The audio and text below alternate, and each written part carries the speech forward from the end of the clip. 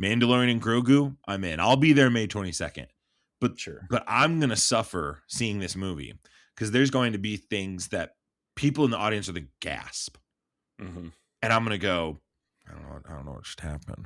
I don't know what they're referencing. Right? Yeah. I'll know the main lore or what was that about? That was the Scoobity Bops on the That was planet Scuba Glup Bean. Shido.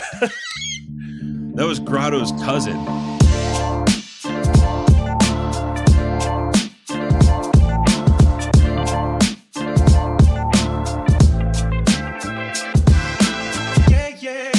Hello and welcome to the Infinity Bros podcast, the only podcast that's perfectly balanced as all things should be. My name is Isaac Edlin. I am your host tonight, and with me I have my very special friend Max Mosier, also an Infinity Bro, one of the 5 Infinity Bros. How you doing, Max? I'm doing well. Thanks for having me back and introducing me as a friend, Isaac. Yeah, and I didn't introduce you as a Portal Master, but now I'm bringing it up. I gotta tell you, that's huge for my morale. Like, I'm chasing that high the rest of the week. Special Friend is a much greater title, I think. So that's how my mom talks about Zane when we talk politics, and she goes, "Well, I love all your friends, but I especially love your special friend Zane." Oh, Zane is our special friend as well. One of the Infinity Bros, and he Zane's is really special to me too, Mom.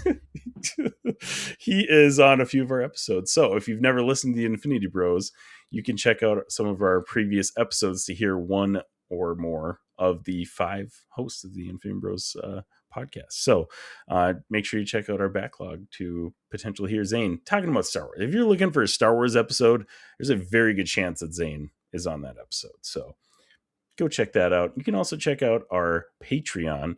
The link will be in the show notes. But Max and I talk about some of the TV shows that we've been watching, some of the many TV shows that we've been watching, because this year is packed with content, like an insane amount of high quality TV shows. We talk quite a bit about From, which is premiering April 19th, 8 days from now, almost a week from now, which is crazy because we've been all about From the last couple of years. And I feel like we haven't really done a lot of podcasting about it. So we might have to change that this year. Yeah, full transparency. If we become a From podcast, I am totally okay with it. And I'm taking complete credit for that.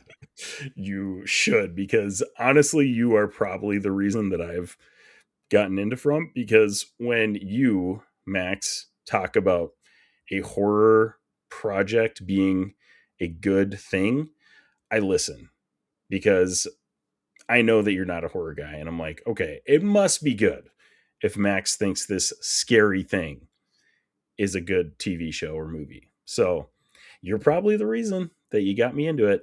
My fault.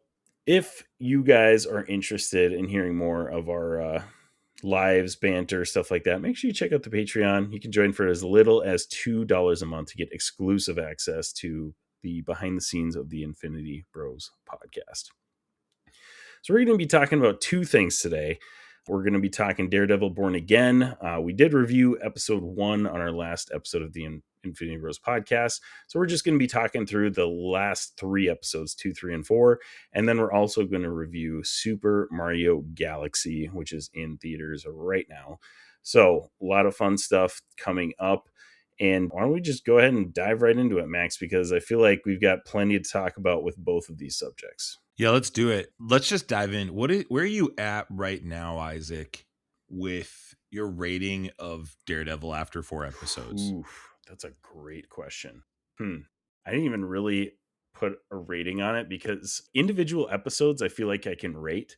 But if I'm rating like a season that is partial, I feel like I have a really hard time doing that. Eventually, I'm going to re-rate that season when it's like whole, right? So I feel like I have a hard time putting a number on that. But I would say so far, I may be sitting at like a 5 or a 5.5 even. Like it's getting better, and it's getting better as it goes. That's the thing too.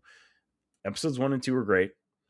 3 and 4 really have upped the ante. And from what I hear from people that have seen the last half of the season, it just every episode just keeps getting better. So I'm excited to see the rest of it. I'm very high on it as opposed to last season. I feel like last season, I think I maybe rated a 4.5, which is high for a lot of people.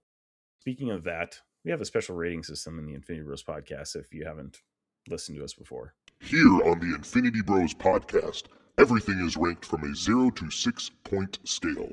0 meaning horrible, and 6 meaning absolutely excellent.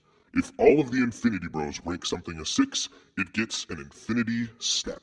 So 4.5 for us is generally on the higher side, right?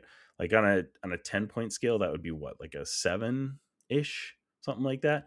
Yeah, I gave it a 4.3 You did. last Okay. season. All right. So you're up there with it. I feel like everybody in our podcast probably did rate it about that. Like we liked it, definitely had flaws. But there was people out there Right, that I really didn't like it. I'm a nerd and I track all this, every rating ever for MCU. Love that. I think What If season 2, it's better than that. I think it's better than Marvel's. I think it's better than What If season 1. I think it's better than Captain America: Brave New World. Yeah. I thought it was better than Love and Thunder.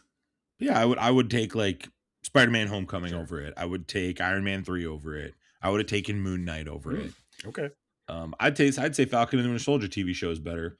So I don't think it's like this. I don't think season 1 was this huge like shift in Marvel TV, but I think it is setting it up this season for that. At least I'm hopeful for that. And there is some big spoiler news that's like I'd like to address at the end. So I'll bring that up then because so you can put a spoiler review warning on it for anybody who doesn't want to listen to it. But I ask that because I think coming into episode 1, Isaac, I was sitting at like a 4 out of 6. Like I didn't give it a terrible rating. I think I gave it like a 4.5 or a 4.25. I forget what I gave it. And I'd still sit there on episode 1, but I feel like episode 2 was almost even more meh. But 3 and 4, man, have really picked up the pace. And I see a direction of where this is going. And I think I'm catching on to where it's headed. And I appreciate that. And it's the first time in this show that I feel like I see a future where I'm excited about with this part of them, with this corner of the Marvel Cinematic Universe. Yeah. So, yeah, I'm definitely with you. I'm actually going to go ahead and just give a spoiler warning for episodes 2, 3, and 4 right now, because I want to talk about them in full. And, if you haven't seen them yet, I'd say just go ahead and pause the episode. We already got your download, so we're good. Then you can come back here and listen after you've watched them. So here is your spoiler warning for Daredevil Born Again season 2. This is Prepare yourself. an Infinity Bros Prepare yourself. spoiler warning. All right, so we're going to talk episodes 2, 3, and 4. We don't have to dive into what you were talking about right away, but I think let's go back to episode 2. I have a pretty quick synopsis of episode 2. 2 on the nose politically. Of course, BB's running the smear campaign. Duh. Right. Daniel Blake, I'm wondering what he's doing. I'm wondering what his motives are. The only thing interesting about that episode was when Daredevil and Karen are interviewing. Oh no, that's the end of this episode. They take hold of the hostage. Never mind. It feels like a setup episode. Really, it's 1,000% a setup episode. Right. And I think episodes 1 and 2 are so bland that I hope people stuck around for 3, because I think 2 is worse than episode. They have 2 of 4 out of 6. This was so vanilla. Mm-hmm. This was the easiest episode to watch of Daredevil with my phone. Like I could scroll and watch this one, no problem. This is like watching a Netflix show. Yeah, I'd agree with that. I mean, I'm not going to go ahead and say they were bland, but they were definitely like setup episodes 1 and 2. Like one was nice because it was like it's kind of fresh, it's exciting. We're back. Daredevil's got a new suit, cool action.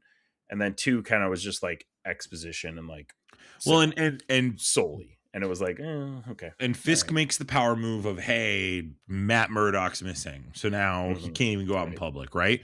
So that's fair, I suppose. But everything else is just okay. Yeah. Angela has the amulet of power from her uncle from season 1. Oh my gosh, that shocks me. BB is the smear person. Oh my gosh, no way. Yeah. Everybody knew that was that was Yeah. the case. Oh, Cherry is gonna get saved. Like all the cops were defending Cherry. That was cool. But Dex continuing to kill AVTF people is cool. That's cool, right? It's just like I want to talk about episode 3 because I thought when I was watching episode 3, I thought it was gonna end with he's gonna go into the building, and then episode 4 is gonna be that encounter in the building.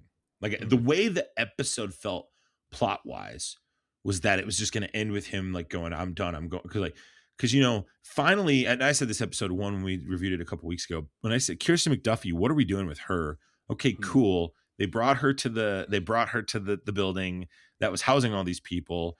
And I loved how they used the senses because at the time it didn't make much sense what they were doing. Right. To full transparency, that went over my head the first time I saw it.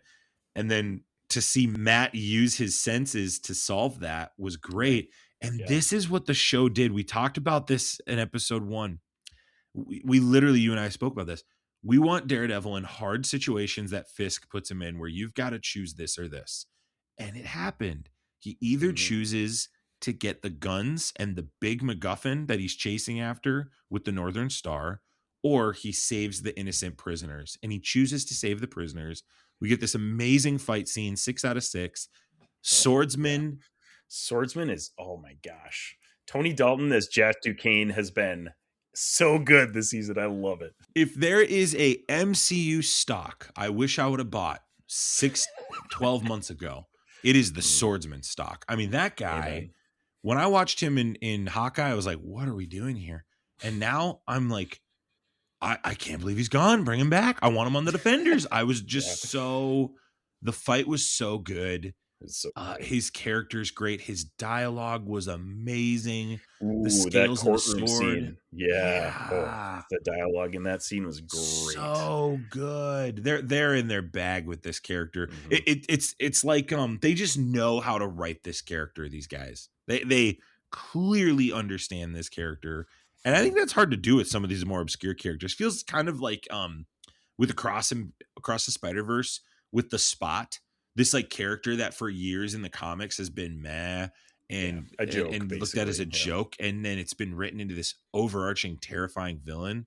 I feel the same way heroically here with the Swordsman. I feel like Marvel figured out how to really make me care about this, separate of Hawkeye. And again, I've always said with Marvel projects, to make them special, you gotta have a great connection. I now feel like we have a great connection between Hawkeye and Daredevil, and that's so cool. Yeah, right. Yeah, this episode was stupendous with them saving everybody and then Fisk immediately blowing up the Northern Star. This massive game of political chess. Yeah, I loved it. I loved episode 3, 6 out of 6. This was it, man. It was like we've also talked, Isaac, and I'm monologuing. I'm sorry, but I got to say this too. Marvel does this to us. We go, oh, we suck. Oh, we're back. Oh, we suck. Oh, we're back. Like the lack of consistency with Marvel just frustrates me at times. And I feel this way about the first 2 episodes and the next 2 episodes. So we'll talk about episode 4 in a bit because that also has some pretty big stuff. But what were your thoughts with that fight scene with Duquesne and just the idea that Daredevil was finally striking back at Red Hook? That was amazing. And like you said, how he, eventually discovered Red Hook using Kirsten's like description of it. That was so cool. I love that. The fight itself, amazing. I'm a big Hawkeye fan, like the series. I love that series. I think it's underrated. A lot of people kind of just shrugged it off as like, a yet again a mediocre Marvel TV show.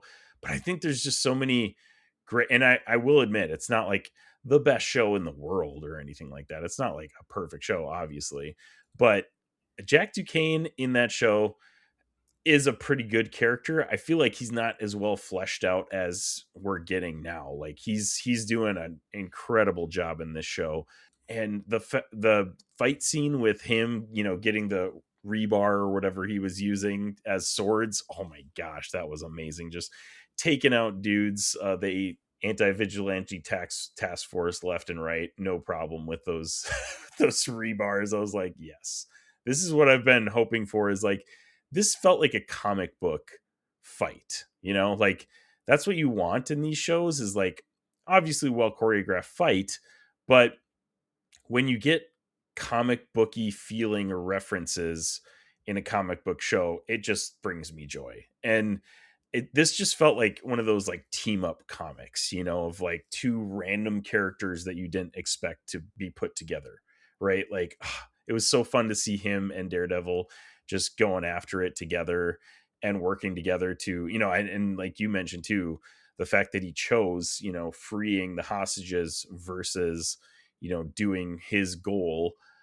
I think that was a great choice and a great Daredevil. And I'm not a huge like Daredevil. I've read a few of his comics and stuff like that, but it felt like Daredevil to me. I was just like, yeah, I love that that's how they're writing him right now. Yeah, and you know what? Let's take it a step further. It's a return to form with Netflix's standard of hallway long shot scenes. Amen. And that is what this show desperately needed. I felt like season 1 they tried to do it.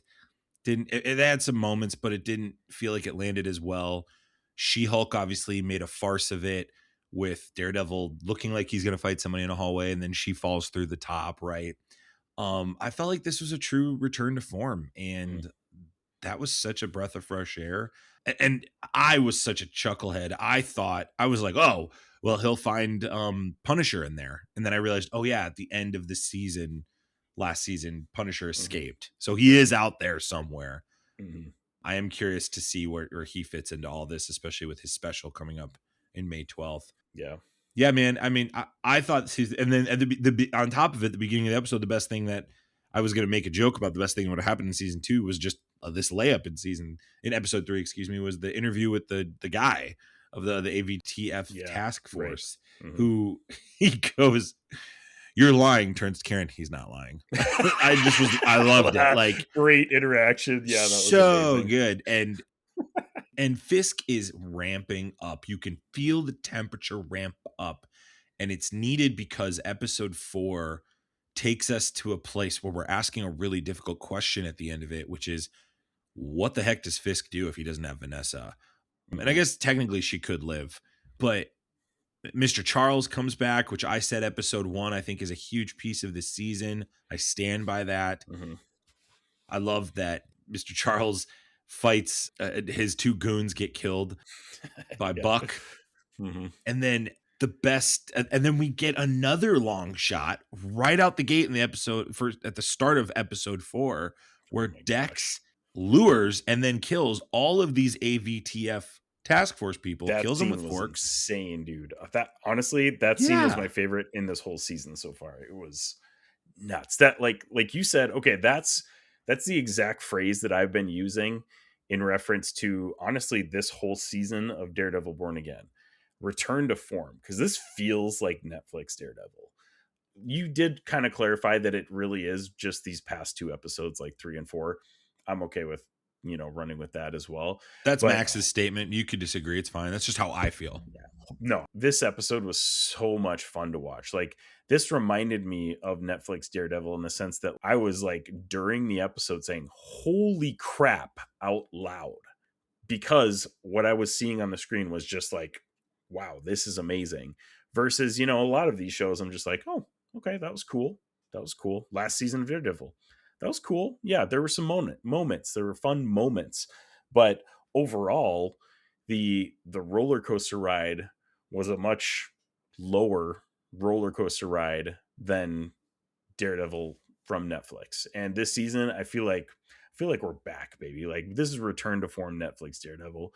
And Bullseye might be a top 3 Marvel villain of all time. He is so stinking good. Wilson Bethel as Bullseye, just a terrifyingly psychotic villain who now in this episode is like fully convinced that he is a good guy. I fully believe that he thinks right now he is a good guy, because he's just that crazy. And I just wonder who's killing Karen Page at the end of this season, right? Because Oh, I mean, or yeah. not killing her necessarily. Maybe she dies in season 3, but this to me feels like we're on a trajectory to Fisk or Dex killing Karen Page. Yeah. And the I could see that. juxtaposition of color in all of this too, with the blue versus the red. What they're doing with Dex is so great. He was so good in the original Daredevil series from Netflix. He's so great here. He's fun, like evil fun. Like he is fun to watch in a haunting way. Like Right. this is what you want from one of your villains. And Right. great TV series have multiple antagonists for a good protagonist, and that's where we're at. Fisk is top dog. No one's claiming that, but Dex is a form. He is a foil to Matt Murdock in every way. And even the conversation they have in the apartment where he turns on a dime on his neighbor who he's been showing care and affection for this whole time. He's the perfect mix of crazy and calculated. He's a nut job. I love it. It's so good. Oh my gosh. He really is kind of this like almost this like Joker archetype for Marvel at this point. Like just really peeling back the layers of a very sadistic character in the comics who's so layered in the comics. So it's great to see the TV show do that. And I think this is the best title of the season, Gloves Off. Because it really is that, right? Like with the fight, right? Everyone is saying, let's go for this. The lawyers saying, let's record people we saved and let's get it out there. Murdoch is fighting verbally with Dex, not just physically, but morally. Don't make him a martyr, please. He goes back to the church and confronts the priest to find him. Fisk is physically in that boxing match, but also luring them both in. And of course they both come and we get this massive apex. And I just need to talk real quick and I don't know if I'm making an apology yet necessarily. I'm just so interested if Daniel Blake could be a bigger player down the line. The actor who plays him, I know it's Gandolfini's son, the late Gandolfini from The Sopranos. He's just making these weird looks. And I can't tell if he's like, do I need to kill BB or if he's got a bigger motive at play. Yeah, sure. And I really hope that pays off. Because even just him, he's just playing a buffoon and an idiot. And then other times he's charming and he convinced Buck to eat a hot dog. I think that was a really, really fascinating scene. That was another one in one of the previous episodes we were talking about that could go over people's head quickly. And then what's the item that hurts Vanessa? It's the one that he bought, right? There's some interesting decisions they're making with the writers with this. Obviously, Buck kills Sava, who's one of the last people who could testify in court against Fisk. But it all leads up to the big moment that we want to talk about, which is this fight sequence. Fisk wins the fight, but then Dex pretty much kills everybody, attempts to kill Vanessa. We don't know if he's successful, but there's a big old shard at the side of her head, and then Daredevil saves Dex and runs out the window. And oh, by the way, the writer is saying that the window is intentionally shaped like the Watcher, which is a great, cool nod, fascinating. Still not sure if I believe it, but I don't know. He posted it on his Instagram and basically said like the Watcher's always watching. So like, yeah, I don't know if he actually was confirming that it was intentional, but still sweet. Like, I think it's awesome. But at the same time, like, I don't know. Was it intentional? I don't know. I don't know if I believe that it was intentional either. But if that turned out to be true and they scattered like the Watcher random stuff like that throughout, phase 5 of the MCU and we just didn't recognize it, that would be sweet. I don't think that's the case, but that would be cool. Yeah. And you know what? I want to highlight those things because like the question at hand is Vanessa dead? If she is, what the heck's Fisk going to be like? Right. Unhinged, because that's who is, driving him basically, or that's who he says is driving him. It's hard to tell because Vincent D'Onofrio is an incredible actor and is playing Fisk so well. So it is really hard to tell if she actually is his driving factor. He seems like it, and that's what he says, but there's also a level of like, this is Wilson Fisk. Can we trust anything he says? He definitely has a lot going on in his head that he doesn't let on. I don't know. And it feels like she would die for him. Like, Right. you know how in most patriarchal settings, the hero, the male archetype hero, would die for their wife. I feel, and I could be wrong, but when I watch these things, as much as he wants to protect Vanessa, even in their conversations, she's like, why don't we just get out to New York? And he's like, New York's all we got. And he does say, I want more, right? He wants more. But like, his pursuit of power is more important than Vanessa. Mm-hmm. And that friction's always coming up against each other. And it does here. Right. It feels almost like she would die for him. And it feels like that martyr, call it self-fulfilling prophecy, that Daredevil places in front of us when he talks to Dex.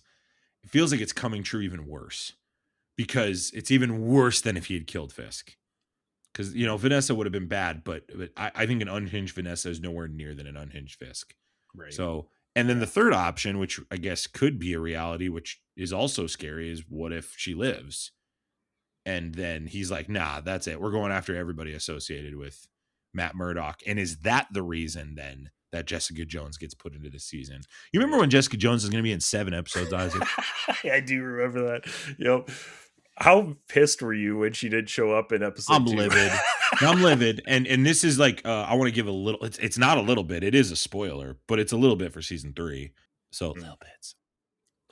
I would skip ahead, go to the Mario part if you don't want to hear a spoiler for season 3. It's going to be coming up on socials like for the next year. It has been, but I'm right. I want to give somebody that who's not like me and looking for it. That's fair. This is Prepare yourself. an Infinity Bros. Prepare yourself. Spoiler warning. The Defenders are coming back, all of them. So first off, let me just pause. That news makes me like the show better. I'm gonna be transparent with you. This is an external thing that makes me care. I care so much more about Daredevil than I did before because of that news. Go back to the last episode. We talked about it. I'm a shill for the Defenders. I think it was a great season. I hope I'm just like, please bring Elektra back. That's the only thing I'm looking for. Oh my gosh, yeah, that would be awesome. That's all we're missing, man. I want a. Well, there's a connection, like, because obviously we see the Hand back in the Spider-Man Brand New Day trailer. So, like, if we do get Elektra back, you know, and then maybe the end of this season leads into Brand New Day or something like that. I don't know how that would all connect, but I feel like and we should have, Isaac. We should have realized when the Hand was talked about in Spider-Man that the Defenders were coming back. That should have been the signal. Right. It is so abundantly clear now that they have to come back. It's like, I'll take it a step further, because at the beginning of the season, I was like, man, Karen Page is going to die. And I still do think she's on a trajectory of death story-wise. Mm-hmm. I don't know when, but I think she's going to die. Well, okay, here's another spoiler for the last half of this season, too. Oh yeah, we got to talk about the trailer, the mid-season trailer. Yeah, the mid-season trailer. Oh, if you don't want to hear anything about this, like, skip ahead probably 2 or 3 minutes, because we're going to talk about this for a while. I will say this before you skip ahead: the spoiler I just gave you is not nearly as big as the one we're about to talk about. This one is way bigger. This one is so much bigger, and and what was Marvel doing? Like, I don't know. Marketing's so strange. We didn't even talk about this in our group chat, because I was like, I felt like if I say this, I could be spoiling something for a couple people. It's so big. It's such a huge spoiler. Couldn't believe it. Anyways, all right, so we gave him time. Skip ahead like 5+ minutes, because we're going to talk about this for a little bit. But in the trailer for the last half of this season, it shows Jessica Jones holding a baby, which, if you know anything about comics, she says she has her she baby. Says she has a kid. She says they took my kid, and they're married. They're married. Yeah, exactly. Married. I was going to say, her and Luke Cage are married. They're married. So it's like, oh, okay, he's coming back this season, I guess. Okay, thanks for the spoiler, Marvel. Like, what the heck? Oh my gosh, I can't believe they did that. Like you said, like, such a weird marketing move. Yeah, I think full transparency, I think Daredevil is for sure getting captured and put in jail. I'll take it a step further. I wonder if Spider-Man's going to save him from jail. Whoa. I wonder if that scene with the Hand is him in jail trying to save Daredevil. I don't know. That'd be kind of fun. I'm getting I a would little love crazy. I'm getting out of the box. I went too deep in the weeds there. I'm sorry. Yeah. That's not happening. I'm But taking anyways, that back. okay, It's not so happening. let's go back to that trailer again. We got Danielle. Danielle's the baby, and then Yeah. she's married to Luke Cage, Yeah. and then they took her. literally like it was like maybe a day or two later is when we got the leaked pictures of Finn Jones and Mike Coulter on set for So a Daredevil couple. Born Again Okay, season 2. let's pause on the story because I got a lot to say about that. I do not think I think Marvel sent this up intentionally. I legit believe this was a leak, a planted leak. The trailer or The whole thing, because they put in Everything? the trailer Luke Cage. It's our son Luke Cage. We're married to him. I think that's why. So that's my Wow. that's my personal opinion. Okay, now back to the story. I feel like Daredevil is going to be captured and put in jail, and I think it's going to be a situation where it's like, give Jessica her baby back, and I'll go to jail, and then that's going to spark the rest of the Defenders going, no way. Because this also explains why Luke and Jessica aren't in the picture. It makes complete sense now. Yeah, true. Because that was the argument. My argument was like, how can you do? The city is shut down, and it's just him and Frank Castle doing this. Right. So I legit think maybe it's not he goes to jail. I think there's some story there because they only got 4 more episodes, Isaac, which makes me concerned. As much as I've liked these episodes, we know how Marvel is at the end of the game. There'll be 3 long episodes of setup, and then the 4th episode will be a 30-minute thing with a 5-minute exposition, and we didn't get half our questions answered, right? Like I don't know, but that is a crazy spoiler to put out there. That was wild. It's crazy that Finn Jones is back. That's so cool. That's another thing. I mean, we've been talking for years since the Netflix shows if they would bring. I mean, obviously, Charlie Cox and Vincent D'Onofrio have been back for a long, like years at this point. But like we've been talking for so long about like what if they brought back all the Defenders and would they recast Danny Rand because his show was miles below everybody else's. Like it was worse. It was by far worse than all of the other Netflix shows. But it didn't have this team behind it, and I think that's true. fair. And I love it. I thing, love it for a couple I reasons. never thought his Finn Jones himself. He never got a fair crack that at it. Bad. Right. His writing was so bad in that show. His show was bad. I'm with people there. I don't think Finn Jones was the problem. I don't think Finn Jones helped himself. I think he would sometimes go out in the media and say things, go look up things he said. He wasn't necessarily, I don't think he helped it. That's what I'll say. Right.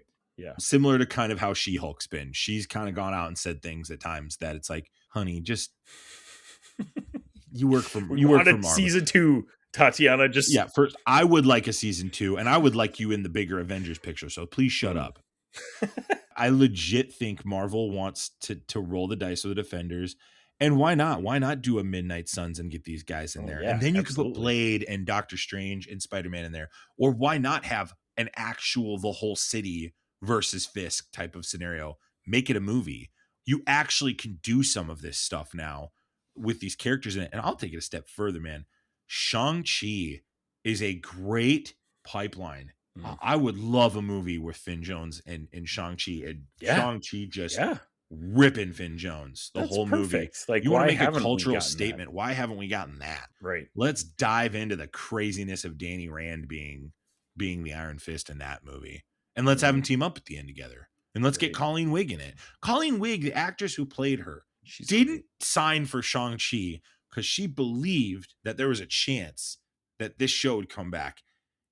Clearly, this has been in the works for a long time. So that's part aside. Now let me go to Luke Cage. Oh my gosh. Yay, yay, yay. Oh my gosh. Mike Coulter. He's back. Yep. Let's go. Praise God. So happy. I want Mike Coulter here for the next 30 years. Oh gosh, he's great. I think a Mayor Luke Cage arc could be in our future. And I think that's a great answer to the Fisk one.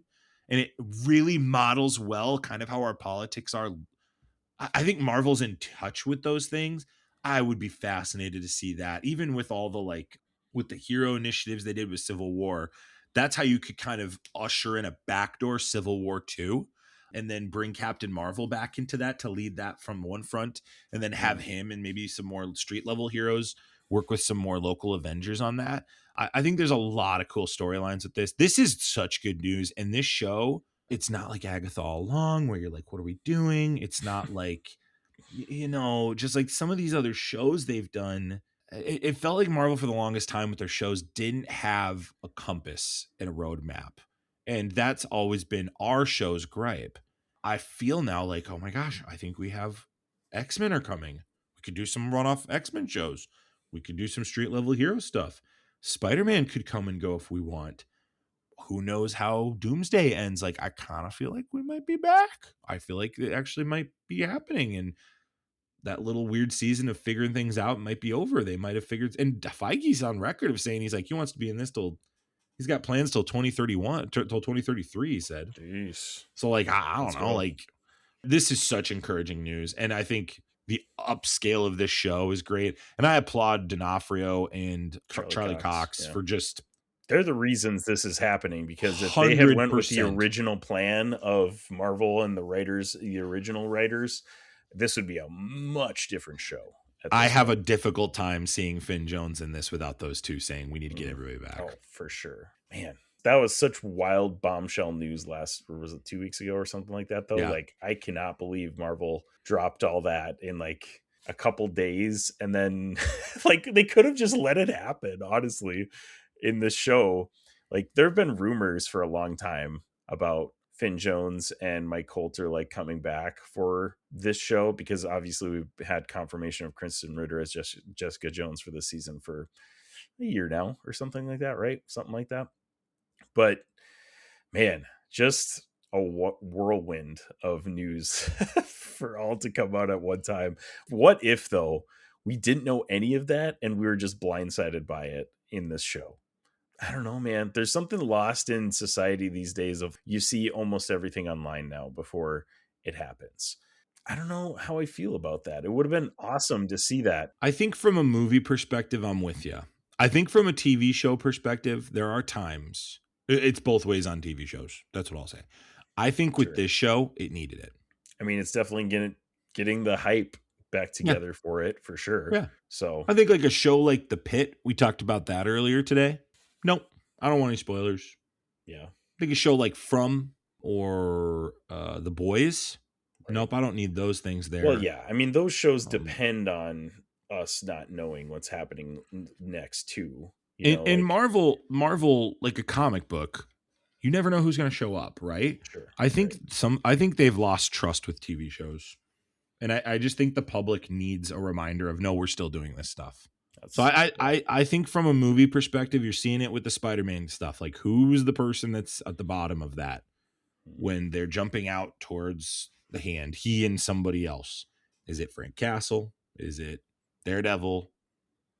Is it Spider-Man from another universe? Probably not. But like those are questions people ask when they see those things. I just think marketing wise, they're at a juncture where it's not a layup anymore. Episode 4, Gloves Off, which we kind of talked about the most, I feel like, 9.5 on IMDb. Yeah, 6 out of 6. Easiest. Anything over a 9 is like very impressive on IMDb, because that's, I feel like as far as consumer ratings for TV shows, IMDb is like the most popular one. I mean, Rotten Tomatoes is probably up there as well, but like audience scores on Rotten Tomatoes are just all over the place, because I feel like that's the site that people go to like spam and, hate on stuff. But IMDb, a 9.5 for a TV show, very impressive. And I don't even think they have gotten up over a 9 with this whole show so far. Which is funny, because episode 1 gets an 8.3, episode 2 gets a 7.9, and episode 3 gets an 8.8. I would go 4.25 episode 1, 4 on episode 2. This is on our scale of 6. I would say a 6 out of 6 on episode 3. I think episode 3 and episode 4 are parallel, personally. The ratings seem to reflect that episode 4 was better. I don't know. Maybe it was the big decision at the end with Vanessa. But I legit think episode 3 is their best episode this season. That's my opinion. And maybe down the stretch that'll change. But personally, I think 4 is my favorite, because I just love Wilson Bethel as Bullseye. Like, that was his episode. Yeah, that's fair. It was so. That's fair. And maybe it's that long scene in Red Hook that really gets me. I think that scene's going to be. Oh my gosh, that's going to be hard for me to shake. Daredevil's doing stuff this season, and I'm excited for the rest. And of it. they have a direction. They do. Let's go. We have This a whole direction. season they've had a direction. That's the difference between season 1 and season 2. Yes, there was no direction in season 1. Season 1, they just pieced together from the remnant of the previous writers and then the new direction that they wanted to go. Season 2 is going that direction the whole time. And it's a much better show for it. So can't wait for the rest of it. All right, shifting gears here. We're going to talk about the Super Mario Galaxy movie. Just dropped on April 1st, and it's about Super Mario. There's really not a whole lot more to say about that. Like, if you didn't know anything about this movie, it's it's about Super Mario. Like, I don't know what else to tell you. There's a galaxy. There's a galaxy. He ventures into space. Like, if you haven't played Super Mario Galaxy, he goes into space, and it's Mario in space, exploring cosmic worlds, tackling galactic challenges far from the familiar Mushroom Kingdom. All the voice actors from the first one are back, except for Donkey Kong is not in this one. Seth Rogen does not appear, unfortunately. But yeah, I mean, it's Super Mario. Literally, like, I don't know what else I could say before getting into spoilers. But do you want to do a quick non-spoiler, or do we want to just yeah, sure. 4.8 out of 6. Go see it. It's a lot of fun. It's not the greatest movie, but if that's your expectation, you're weird. That was pretty much exactly mine. I give it 4.5 out of 6. It's hilarious. It's super fun. My kids loved it. Yeah. They're big Super Mario movie fans, and they love this one as well. It is a paper thin plot, but if you went to a Mario movie for the plot, you're probably in the wrong theater. That's pretty much it. You go to the Mario movie for the Mario stuff, and it was fun and it was amazing. That's it. The first one was better, but that's okay. This one's still really fun. That's my non-spoiler review. All right, let's get into spoilers. Here's your spoiler warning. This is Prepare yourself. an Infinity Bros Prepare yourself. spoiler warning. I hate how people are calling the plot thing out with this one. I've heard some people go like, "Oh, it's so refreshing. There's no agenda." And I'm like, that's not it. I'm saying there is such a need in this generation. I remember as a 90s kid having great quality kids content that sticks with me. Shows. Yeah, TV shows, movies, straight to VHS, stuff like that. And sure, some of it incorporates the real world. It's like, escapism's there. And I feel like Sonic is doing that right now and other things. But K-pop Demon Hunters has come up with that. This was such a need. Look, you and I both have kids that are young. This was such a need for this generation. I was done with the 10th Minion movie. Illumination needed this. Illumination needed this for sure. Yeah, Illumination needed this bad. I needed this movie was so good. I have zero expectations going into this. I'm laughing the whole movie. Cast top to bottom's great. They're incorporating every facet of Mario that's fun and getting rid of all the weird, boring parts. Like, I don't know what more you want from a movie like this in terms of kids stuff. Sure, paper thin plot, but also like that's just a very dumb. I say that because the first movie actually has a solid plot. This movie's plot was worse, but that's okay. I personally was not expecting a cinematic masterpiece from the Super Mario Galaxy movie. But like reading reviews, I'm wondering what they were expecting. I don't know. I'm just trying to figure that out. That's like, what more do you want? Oh, I want Mario to wrestle with something. Like, I don't want that. I want as many cameos as possible. I want my 7-year-old to see Mario do Mario things. And I want to see Rosalina do her thing. And we got it all. And Bowser's a great dad. What on earth? Like, what is going on? Like, there was so like wholesome. 2 problems that I had. I'm going to put that in quotations because, again, it's a Super Mario movie, so it's not like I had high expectations or whatever. But like, I wanted a little bit more because the first movie we get great backstory and stories on everybody. Like, it's the first movie. Like, you need that if you're gonna, start a franchise. I wanted a little bit more backstory and like what was going on with Rosalina because Brie Larson plays her. She's great. She was a great character. I loved it. Loved everything about it. Would have liked a little bit more like why did she, leave Peach and all of this stuff going on with her. The other thing was the Bowser the Bowser thing of like being rehabilitated into a good guy and then just flips to being a bad guy again. That part was a little like, I'm all in on it. it was hilarious. I don't want my get me Bowser wrong. to be a good guy. I don't want my Bowser to be good. That's the thing though, is like, Yeah. I was kind of expecting him to be a bad guy and he was playing the part the whole time. Like, I'm not sure why they made it seem like he actually was rehabilitated and then flips to being a bad guy again at the end. Not sure why they felt like they had to do that, but that was the only like problems. Turning him into the Bones version of Bowser 2 was great. hilarious. That was awesome. That was amazing. No, and like, okay, if we're going to get into the nitty gritty, if you're going to have to put together a good movie, that's when you get to the Super Smash Brothers one, right?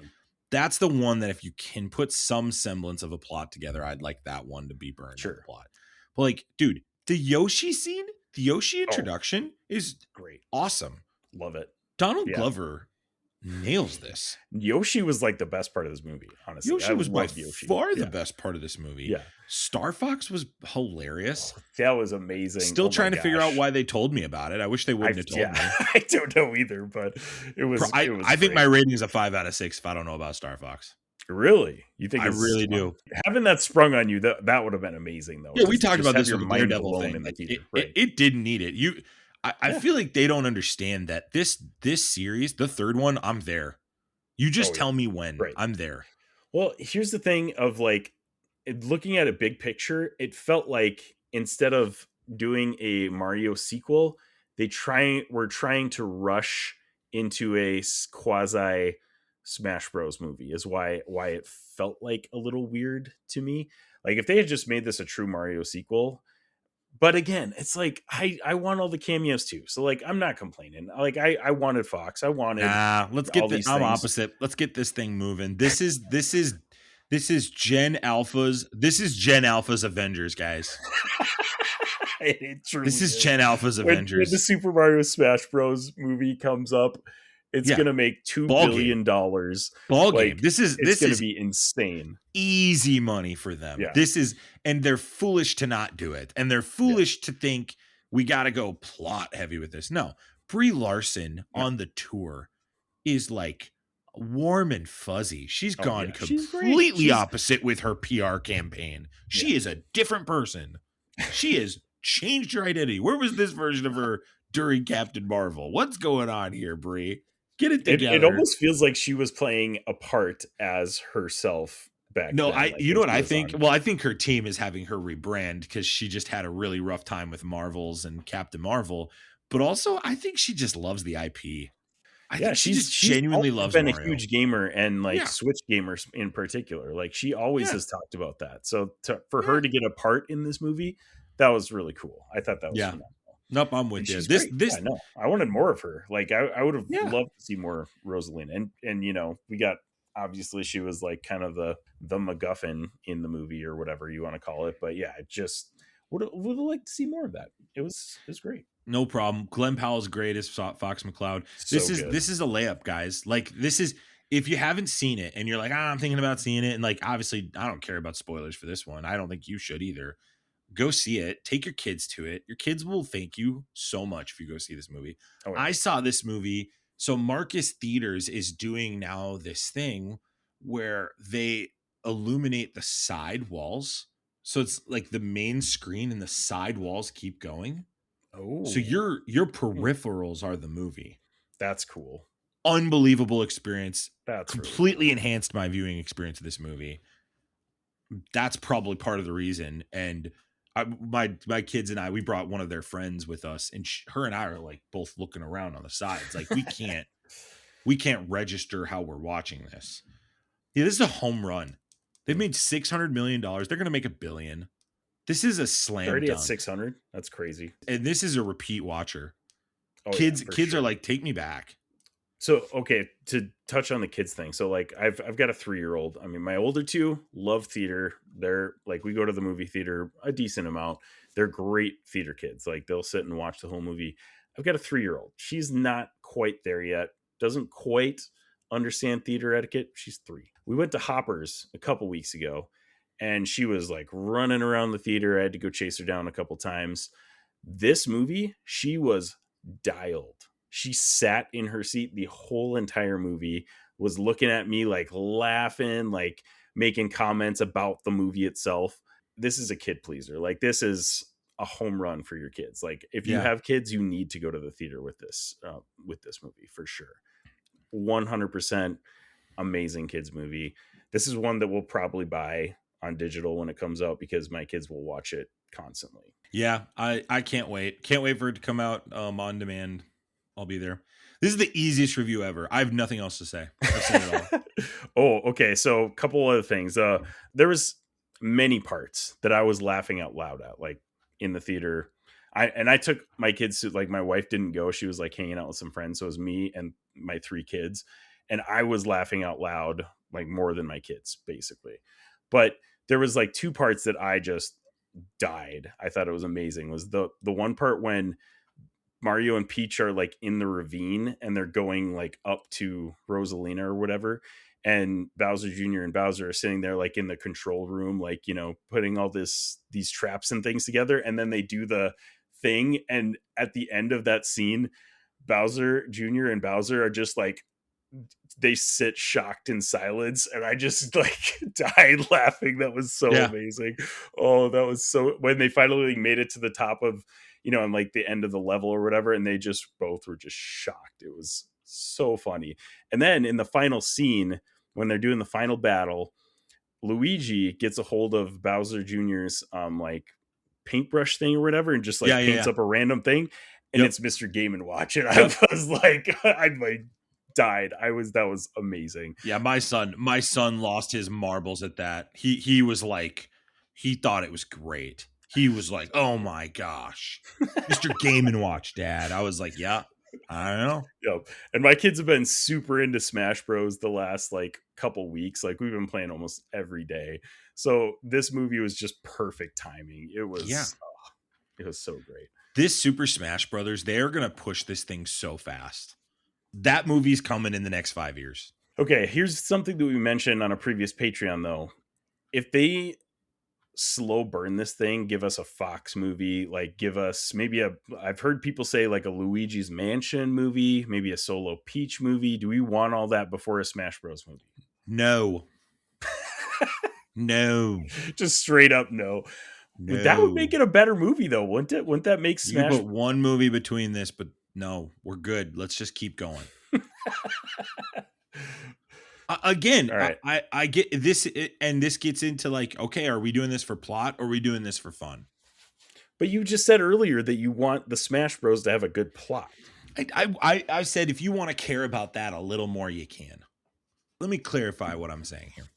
I don't need Super Smash Brothers to be the greatest plot of all time. I do think it has to have some semblance of a plot, though, to make sense why you're bringing so many different IPs together for this big, massive IP fight. Right. And more than likely, you have to include the Mushroom Kingdom characters because this is the Iron Man of it, right? So I just don't see a reason why. Every parent's taking their kid. Every 45 and under dad's taking their kid. Every single one of us. Every single one of us. We're there. And if it even gives a semblance of being, and we now know, now we're 2 for 2 on Mario movies.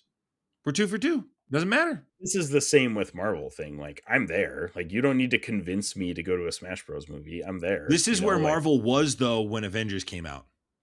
It was like, oh, can it work? Right. And everybody was like, it'll be great. I'll be there. Right. And I would say that the timeline on the Super Mario universe, or whatever you want to call that, is way accelerated, because back when Iron Man came out, amazing movie to like launch it. Obviously Hulk came out before that. It wasn't quite as much of a hit or whatever, but like, I feel like even though it was an incredible movie, it still wasn't a sure thing that Marvel was going to be a hit. You know, like the MCU was going to be a hit. Super Mario is already a hit. Like, it's already there. They could make a Smash Bros movie 2 years from now, and it would make as much or more money than if they waited 5 years and built up their universe or whatever, you know. It's not. How are you gonna? Well, okay, 5 years from now, how are you gonna build this universe up? You got what? 1 movie, 2 movies? The only thing that I would think that you could do is like if the Smash Bros movie has a central team of like whatever 4 or 5 characters, you could do an individual movie on each of those characters to like build up that team or whatever. Rob had 2 full scenes in this movie, and he was great. He was hilarious. Funny. Mr. Game & Watch was perfect. Yeah. I don't think it's that deep. I hear what you're saying. I'm saying I don't care what the critics say about a Mario movie. I'm there. That's fair. Right? And you know what? That matters. That matters a lot because that's how this movie felt. Everyone's like, what are we talking about? Everyone who sees this movie is like, that was so fun. This is I'm not looking for an Oscar winner here, guys. Right. There are certain movies where you go for the experience. This is one of them. Yeah. This ain't that deep. And it was an incredible experience. My kids it was so much fun. To hear my kids laughing throughout that movie, like I'm going to remember that way more than a movie that I go to myself and enjoy. I'm laughing with them. That way more. We're laughing at the same jokes at the same time for the same reasons. What more do I want from a movie experience? Okay, I love Avengers movies, sure. I love a good plot and a great story and something that makes me think. But that family bond that this has, and I do get some people are like, oh, it doesn't have a political message. And sure, that is nice. I'll give it credit, but it's not my rationale for going to it. This is just critic proof. And that's a huge deal for them. Because this movie was the one that if it had been bad, then it's like, uh-oh. And Yoshi's hilarious. Like, you have your team. Yeah. You got it. Throw Samus, Pikachu, Kirby in there, and if Link can swing by, we're great. Paramount lets him use Sonic. Yeah, throw him in there. Why not? Yeah. They'll let him use Sonic. Yeah. That's interesting. At the end of the next Sonic movie, that's the post-credit scene. Ooh. There. See, you already have a franchise, and then bring Sonic into that Smash Bros movie, and he's a central character. Boom. This isn't hard, guys. No, this isn't hard. Let's get it going, and just get big names. Get big names for these people. Let's just get Hemsworth to play Link. Just go ahead to play Link. Yeah, I'm serious. Get big names and just let them rip. Let them go. Oh my gosh. Well, we watched the Super Mario movie today again because, like, you know, we two nights ago we went to Super Mario Galaxy, and I was just amazed just hearing all the cast members. I was like, this is an all-star cast. And then Super Mario Galaxy obviously adds, you know, Donald Glover and Brie Larson. And yeah, it's a home run. Like, any way you slice it, it's a home run. I will say, though, like, that first one did make me feel more. I was laughing probably more during the Galaxy movie. Way more fun moments and things like that. But I don't know. That first one holds a little special place in my heart, I think. I don't know why. It's a good one. I stand on business. If you had to compare them, what would you say is your I'd say the first one's better, but this one's so fun. It's so fun. Yeah, first one's a 5 out of 6. This one's a 4.8. But like, a lower rating. But yeah, that's probably the plot stuff. But it's like it's minuscule. Yeah. Again, I'm not expecting this to be like one of my favorite movies. Right. Well, I didn't even go into the Super Mario, and that's people's criticism of the first movie too. And like, the first one was good. Like, it was good, and it gave us backstory and stuff like that. So like, I feel like you're just have it out for an animated movie of that caliber. Weird if you're like criticizing that. Like, yeah, you're not going to like a movie that's animated if you're giving it that kind of criticism. You are weird, and you are overthinking it. You're overthinking it big time. You're overthinking it. So that's it. Tell us what you guys think of the Super Mario Galaxy movie, and tell us who would you want to voice act Link, because I guess Max already decided it's going to be Chris Hemsworth. Denzel Washington. Let's get Denzel Washington.